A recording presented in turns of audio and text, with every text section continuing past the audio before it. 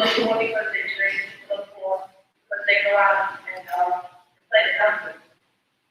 People fall, dancing, it says it shows how to think that when people start taking community control over what belongs to them and liberating that. We are only the freedom.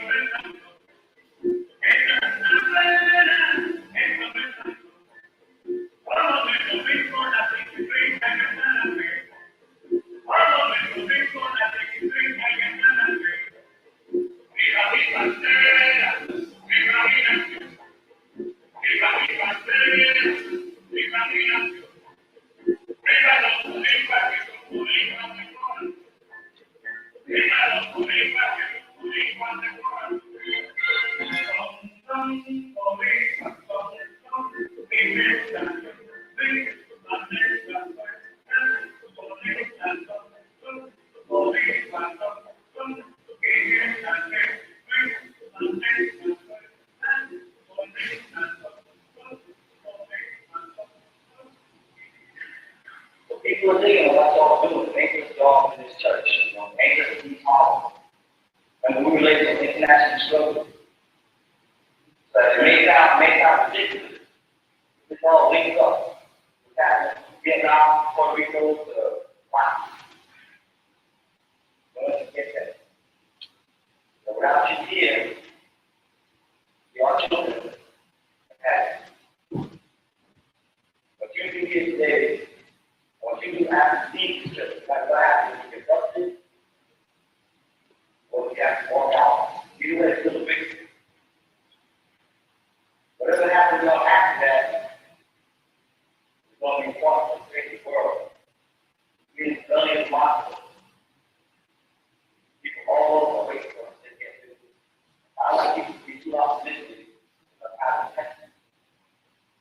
know that no matter what happens, one way or the other, we have won. We have a victory here today. We can never take that away from them. Everybody can't go out and you go out proud no matter what happens. But this church is ours. It's the church.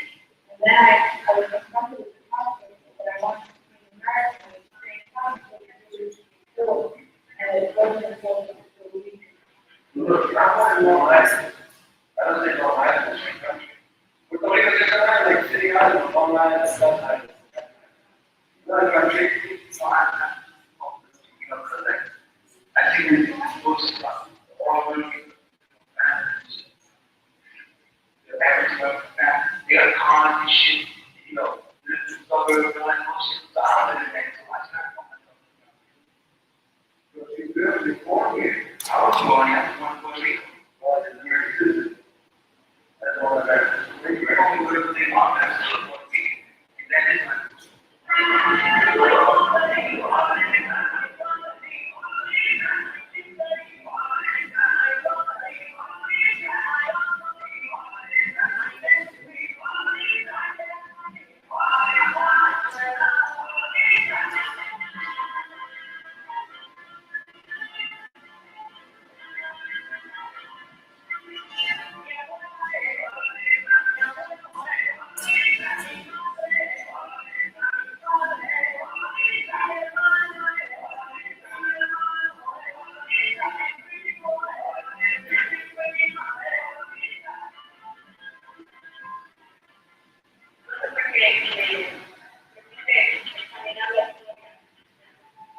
That's why I like to love the picture for the rivers, and we have a meeting in history, the original people from Puerto Rico. What you have come from me, because they're not about people, because those people are already there. They understand that I have to go to the city, because people, these people have been living for a long time, but I have seen them. So let me get that one, not because of them. If everything that was there, it will be existing. Well, I'm going to you look at that, and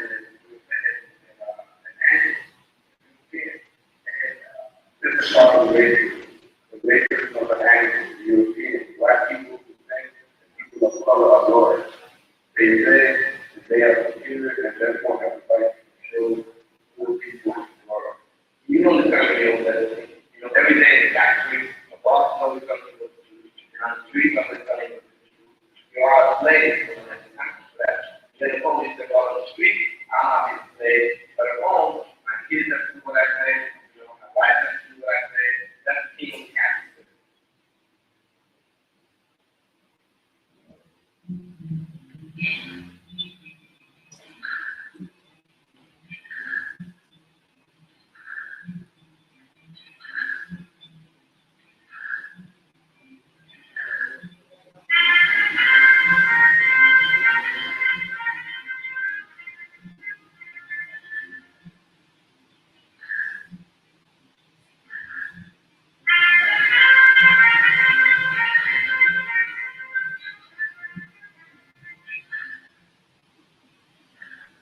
Well, just the type of work, cleaning the house, taking care of children, right, washing and clothing, ironing, all that has to be done in the house, right, like that is actually allowed for, right? But like when a man looks at it, because of the way he thinks, right, like he always has to consider that like shit, right, because who's going to do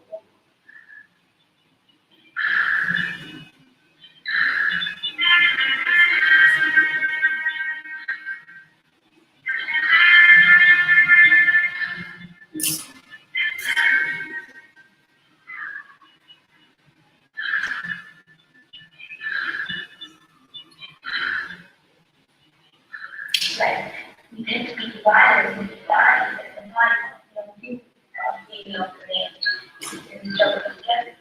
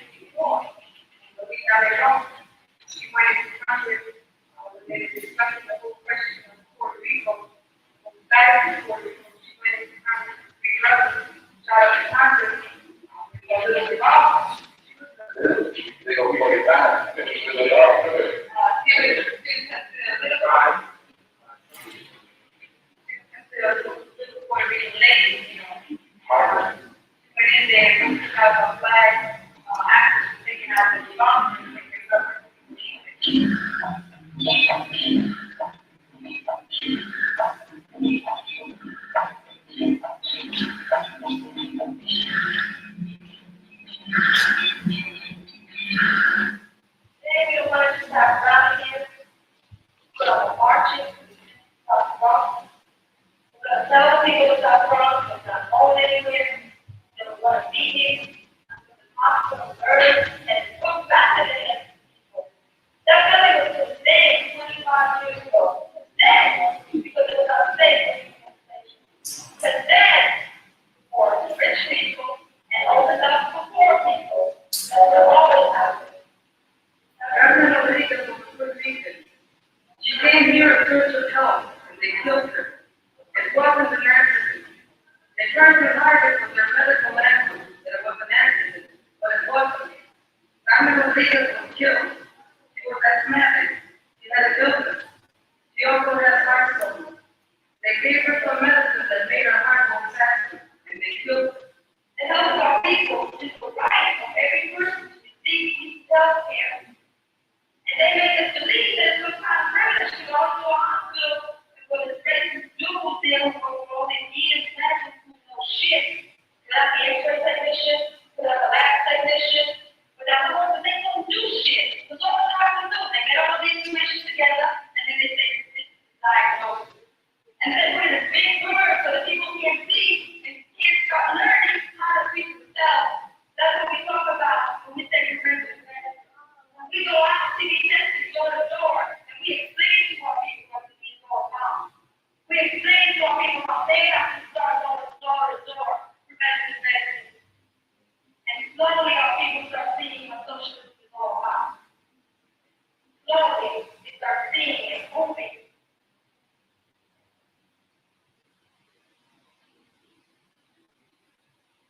And research was Monday to Friday. We just thought. We come every Saturday, so on time. And we usually have something we try to do. The first one we set up a venue, they just at home.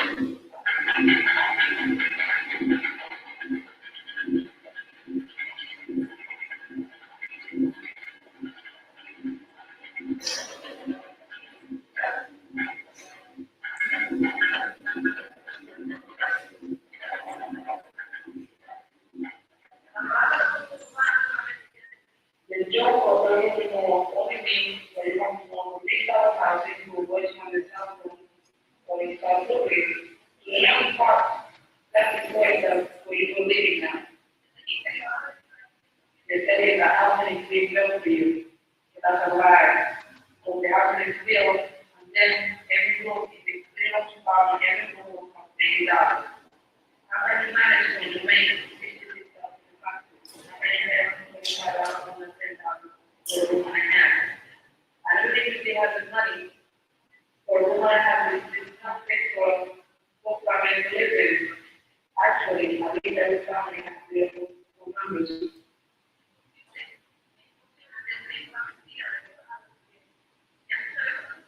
It's probably people believe in that life, so they're going to be wrong.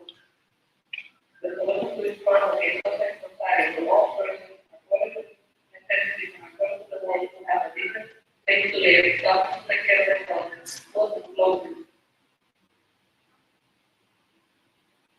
Because we can be taught, and people always talk about people who taught, people say the stress that, in their bed, for people who die, don't write it, and they always talking in terms of party, they don't see themselves, they don't see some of the depressed people, like we always do the party. The difference that the Democratic Party is not a party of the people. It's probably the rich and but the ones who pay for their campaign are the ones who are rich.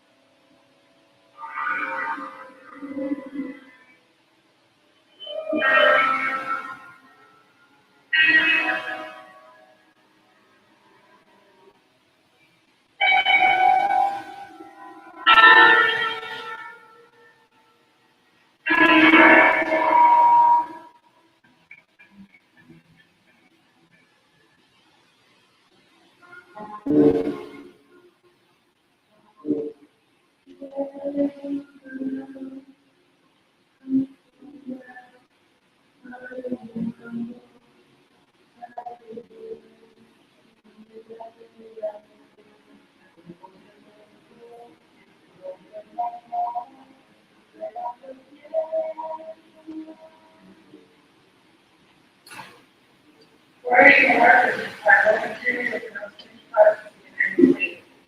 where they are mentioned so present of the people are high prices. People on the island are forced to work in the United States. Companies control 85% of the Puerto Rican industry and commerce. If there's a relationship between Puerto Rico and the largest consumer of U.S. products in the world. So the people on the island result are 35% of the population living on welfare charities, 400,000 visitors, 40% of the households classified as food and sanitation, 20% of the workforce unemployed, and another 15% unemployed, 25% higher cost of living in the United States.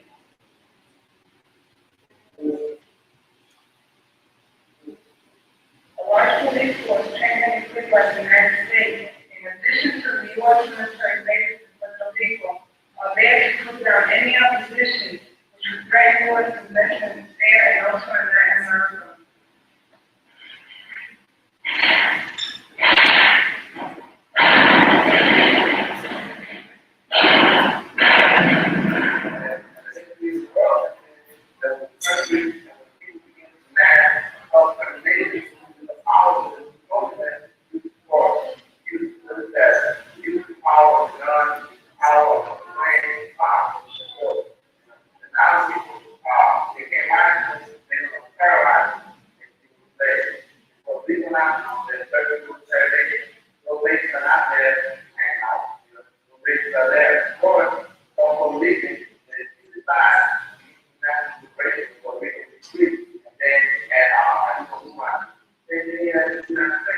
Why do we have to?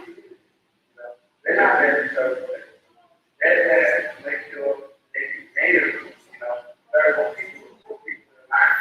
Rather than people property, okay, better house, better education, all the things, but they did, they need to spend more money on stuff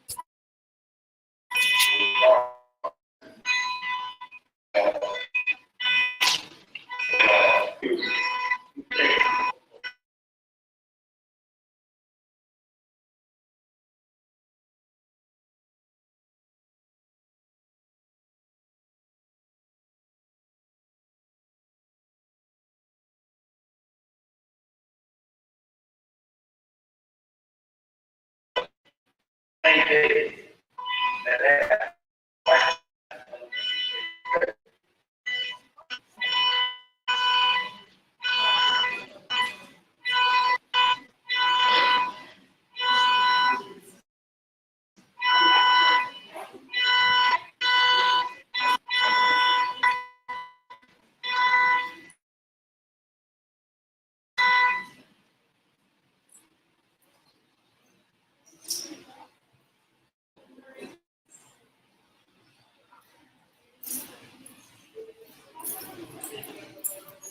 Also found social dead suicide. 1967, there was countless stories where black people were themselves. The families were involved in suicide. It happened while people were so hard.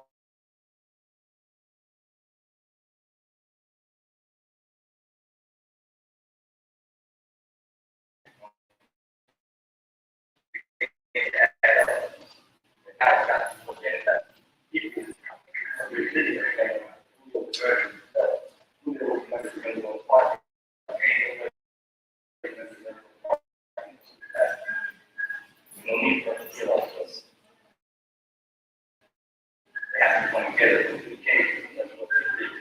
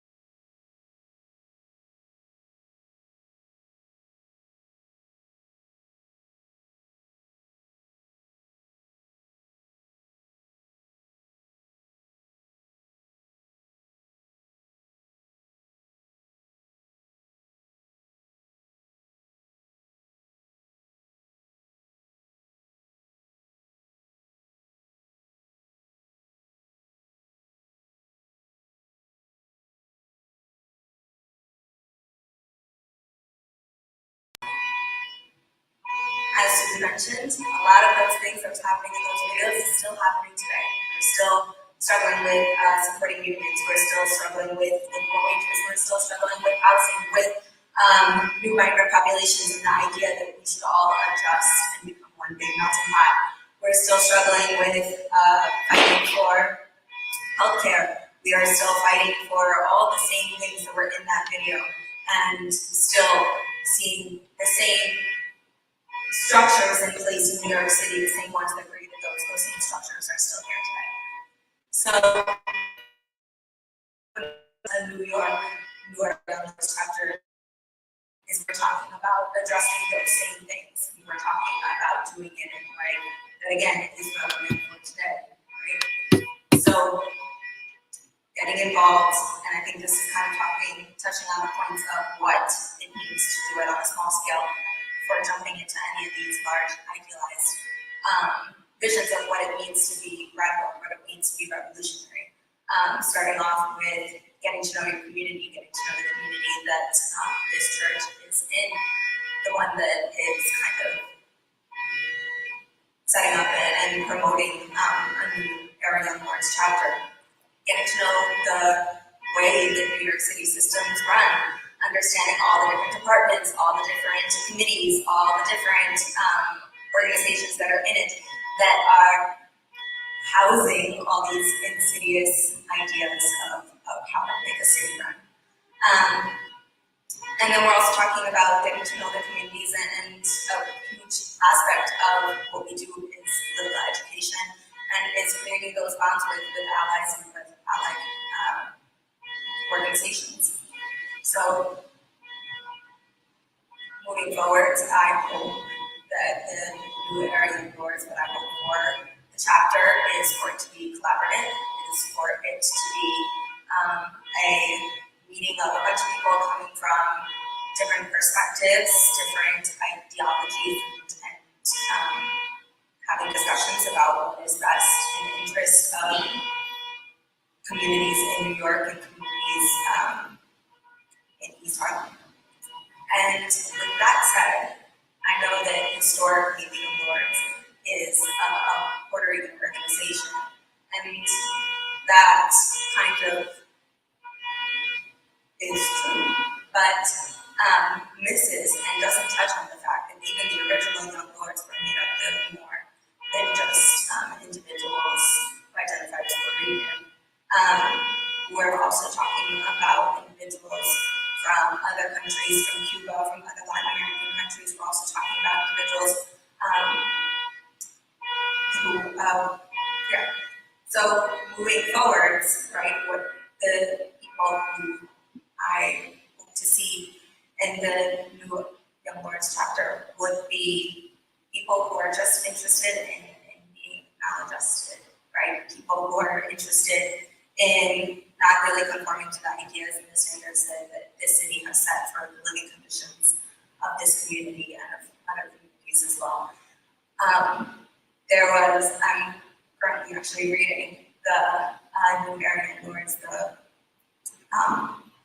radical history, and there was a person who quoted Evelina Antonian, and the word that they used was maladjusted to describe people that were kind of getting this title of having certain conditions or having certain mental spaces because they were maladjusted.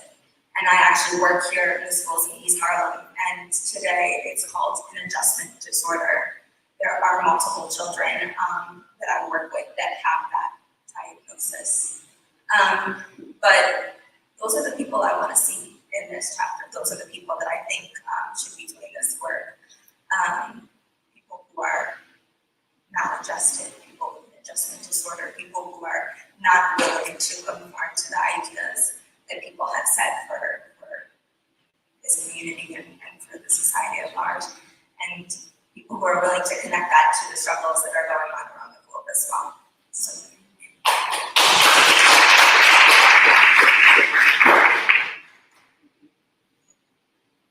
thank you. I'm gonna write up my comments.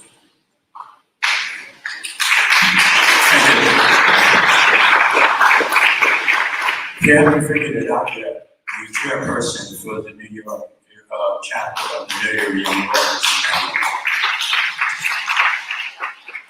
So it looks like this chapter is going to be intergenerational, which we weren't.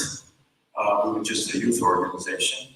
It's going to be an intergenerational organization being led by a woman, and I think that is a very clear statement. I want to welcome you all to the First People's Church. This is going to be the headquarters of the New York chapter of the New Era Young Boys.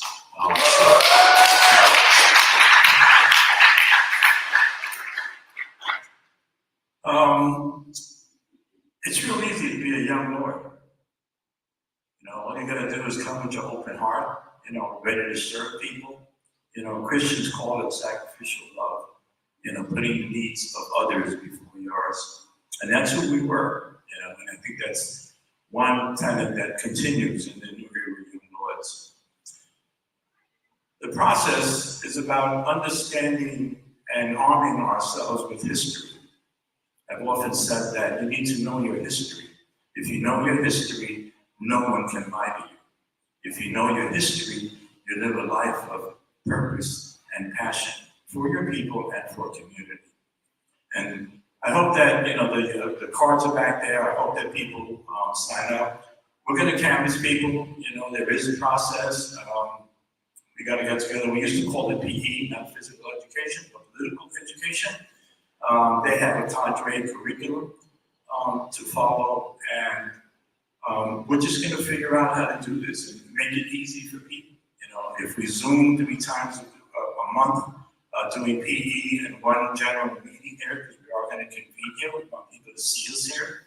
We want them to know that we're here to continue to defend this church. My generation had the FBI COINTEL.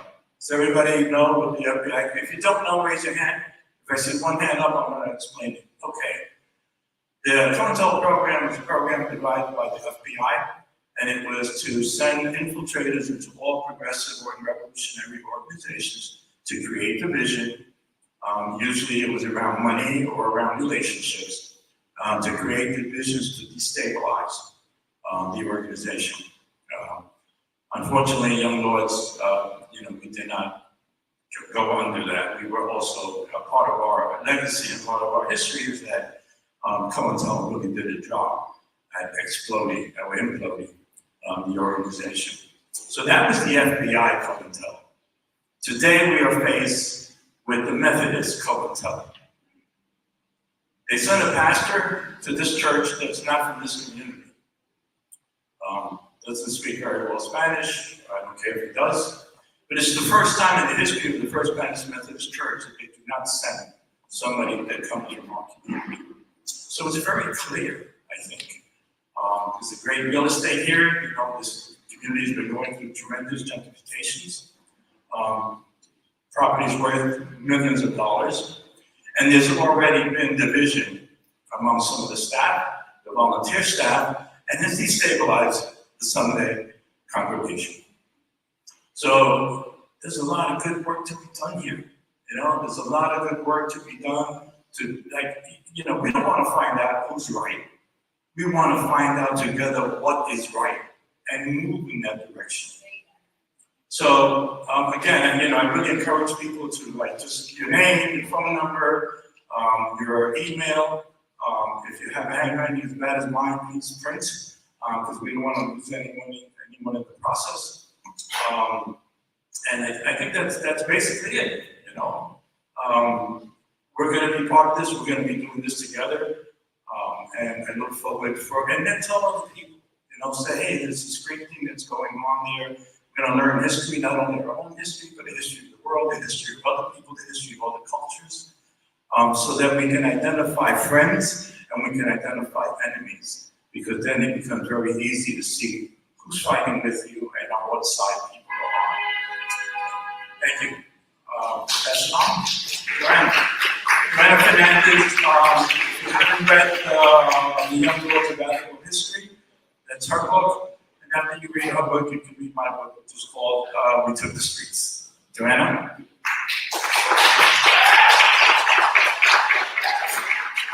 Okay, so I've been invited to speak impromptu here, and I don't know quite what to say other than that I appreciate what you started off with, which is that the young lords were a product of their time. And the young lords were brilliant because they were able to put their finger on the pulse of that moment. And they were connected to the grassroots, and they dreamt big dreams. And they were committed to discipline and to a revolutionary tradition and to political education. And they did what they did with heart, in a way that appealed to the youngest people in the community and its elders. And that's the tradition that I think you are walking in. I'll say what Frantz Fanon has written. Frantz Fanon was a psychiatrist from Martinique who fought in the Algerian Revolution. And you might know his quote that every generation has a moral assignment. And I'm paraphrasing. And every generation must either live up to that moral assignment or betray it. And as was said previously, we live in a world in crisis. There are imperial wars and genocide in Palestine. The rise of neo-fascism in the United States. Class inequality like we've not seen before. This neighborhood was once Puerto Rican and it is now predominantly Mexican and Mexican American. As a result of the North American Free Trade Agreement, which essentially displaced Mexican farmers and small growers on a mass scale to accommodate large American business in Mexico. And those people had no alternative but to seek life up north, and they found their way to East Harlem. In the aftermath of the signing of the North American Free Trade Agreement in 1996, the United States lost 30 million jobs. And we are living in a crisis of perpetual deindustrialization and joblessness, or jobs that exist but are part-time or pay little and no benefits, when people are looking for jobs with dignity, with health care and full-time employment.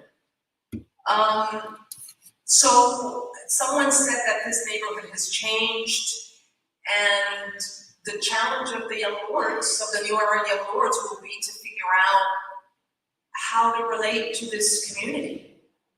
What are its needs, and how to intervene in a way that that transforms its working class and its poor. There's so many schools in this neighborhood. Manhattan Center is a school I went to, right on 116th Street at the FDR Drive. It was previous to that Benjamin Franklin, and now I think it might have been cut up into schools. But I imagine that's a place where the new era young lords want to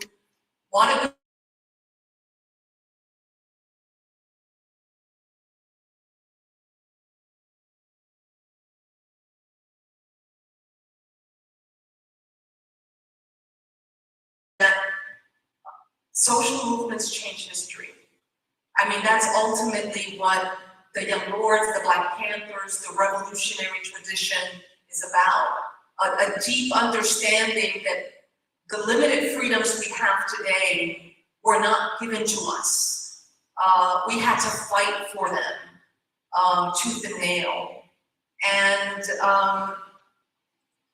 And we need to begin at the local level to figure out what kind of social movement we want to build.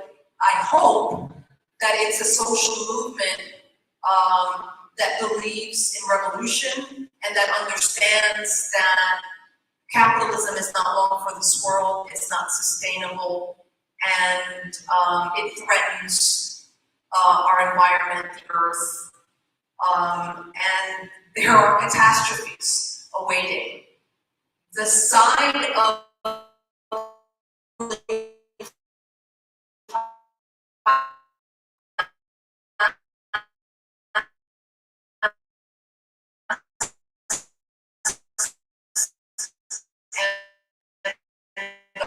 and the dreams of young people and their elders and everyone in between who want to connect this community with the communities of the Bronx and Palestine and Santo Domingo and Puerto Rico and South Africa. Struggle that is isolated in this community. It's one that must rely and depend on solidarity. But as Mickey said, we need to figure out who our friends are and who our enemies are. I just hope that we move forward with a strong understanding of class division in society, revolution. The Young Lords membership was approximately 25% Black American. The Black American struggle in this country is central to the revolutionary potential of this country and any movement. And Latinos are increasingly a significant minority in this country. So you probably know about last night's launch of John Leguizamo's three-part series titled American Historia, Latinos, or the Forgotten History of Latinos in the US. Perhaps you can integrate the political education that he's offering in the next 3 weeks into your raison d'etre, your reason for being. One of the incredible things that led that PBS series last night was resistance. We tend to think of Native Americans and indigenous people of Latin America as people who were prostrated, who were genocided, who were killed. Little are we taught that they fought. They fought for their humanity, for their people, for their culture, from the first day of Spanish colonization. And that's ultimately the tradition that we stand on. The tradition of resistance, dignity, and liberation for us and for the world. So I congratulate you on this undertaking. Struggle is also about building community and friendship and love, and growing and expanding our experience personally of freedom in the collective. And I hope that you figure out how to manage the individual and the collective. I was a part of a revolutionary organization when I was coming of age politically, and it changed my life. So the service is not just a service for the world and the community, it's also a service for self-preservation, dignity, and purpose, which is something that our society is lacking. So I congratulate you on this undertaking. All right, guys, we're gonna wrap it up. We're gonna give you guys some time to make with us, talk, participate in the conversation. I do want to mention we do have a table over there with some merchandise. All merch sales will be going to the Young Lords Black Borinquen project. We go to Puerto Rico every 6 to 8 months. It's going to be our fifth time. Third time at the Marco Sanchez Community Center. Marco Sanchez Community Center, it was a school in Yabucoa, Puerto Rico that was closed down due to lack of funds. After Obama signed the bills that he signed and the funding went out the window, the community we took over the school with the help and support of the government officials there, so they have full control of opening it. They're allocating it for emergency purposes and community hubs, so if anybody want to donate to GoFundMe or purchase something, I really appreciate it. But I do like to end this out with a little bit of energy. If you guys can repeat that, please, get a little hype in. Boots on the ground. Boots on the ground. Oh my God. Boots on the ground. Boots on the ground. Boots on the ground. Boots on the ground. Thank you guys. I appreciate everybody.